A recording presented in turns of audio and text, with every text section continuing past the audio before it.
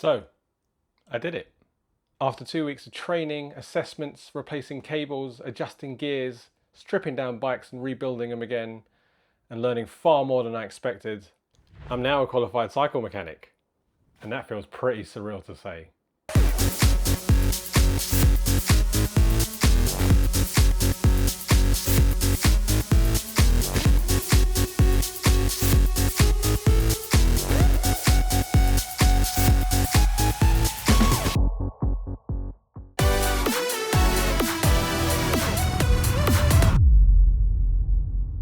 Going into the second week, something had changed. I was still using my notes. I wasn't doing everything from memory, but I wasn't fighting process anymore.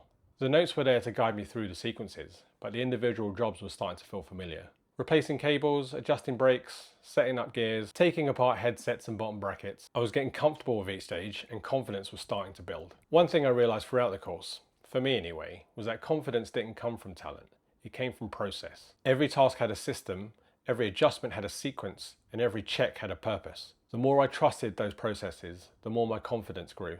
Not because I suddenly knew everything, but because I knew how to work methodically. And that's a lesson I'll take far beyond bike mechanics. The biggest focus of the second week was the strip and build. Taking a bike completely apart and rebuilding it again correctly. We knew it was coming, and at first it felt really intimidating. But the more we practiced, the more everything started connecting together. All those separate modules we'd learned suddenly became one complete workflow. Not isolated exercises and individual skills, but complete mechanics. One thing I'd been thinking throughout the course was that the training bikes we were working on were almost too clean. They'd been worked on hundreds of times by students, but they weren't really representative of the breadth of bikes people actually bring to workshops. So one afternoon, Colin handed me a properly filthy kid's bike, the kind of bike that had been neglected for years, and basically said, "Go on then, crack on." So I stripped it, cleaned and re-greased it, rebuilt it, recabled it, adjusted everything. And when I took it outside for a test ride, looking like a clown on a tiny bike I might add, the brakes were sharp and the gears and steering were smooth.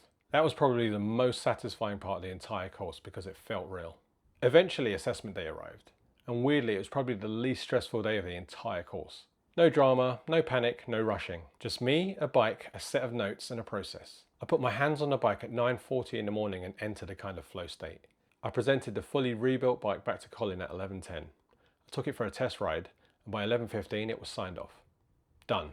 No dramas, no notes.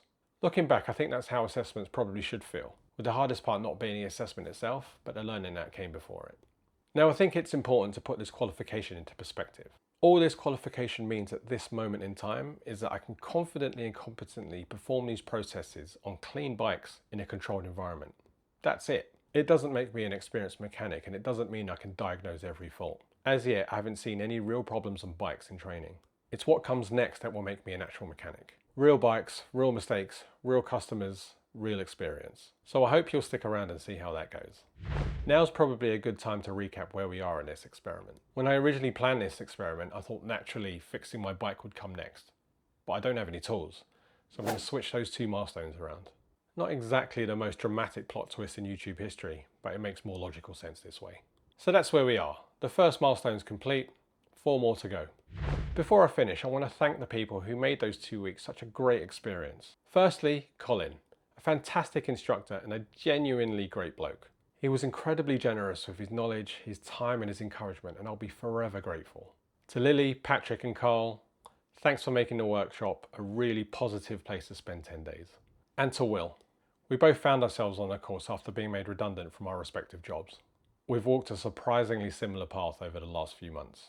And over the last 2 weeks, I've gained not only a course mate, but someone who I genuinely respect and hope to stay in touch with. And who knows, potentially work with in the future? So that's a wrap on the qualification. The first milestone of this experiment has been achieved. I've learned a huge amount and I've met some really great people. I've also proved to myself that it's possible to become a beginner again and learn some new practical skills. But the qualification was just the beginning. Now the real work starts.